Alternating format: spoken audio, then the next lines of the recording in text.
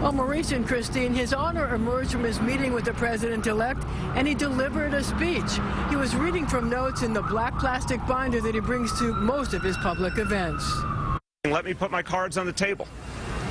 Not only about what I believe, but what the interests are of my city, what people's needs are, what their fears are. I wanted to start the relationship by being crystal clear and very blunt about those. Mayor de Blasio said he told Trump he was spouting the people's views on immigration, stop and frisk, and income inequality. But during the campaign, Trump dumped all over the mayor. We have a Democratic mayor who's horrible. He's doing a horrible job. Mr. Mayor, I was wondering how the meeting went. I mean, did you start off with an apology where you said, I regret the things I said about you? Did he say, I regret the things? So what happened? How did you break the ice? Again, it was a candid meeting. How did you break the ice? Well, we had spoken on the phone the other day.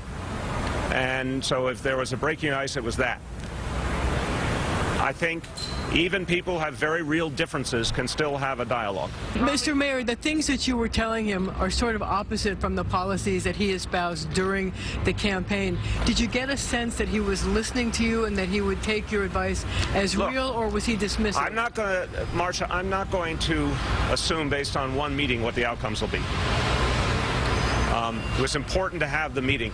The mayor said he told the president-elect he wanted to bring him views from New Yorkers outside the transition bubble. He defiantly said he would oppose Trump's desire to deport certain immigrants, and he talked about Muslims worried about their safety, why he ended stop, question, and frisk as a crime-fighting policy, a policy Trump wants to expand, not end, and Trump's promised tax cuts. If there is a proposal that says that American corporations should get tax cuts and wealthy individuals get tax cuts, I will obviously oppose that.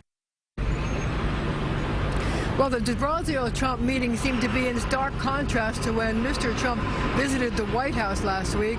At that time, mutual respect seemed to rule the day. Live in Midtown, I'm Marcia Kramer, CBS 2 News.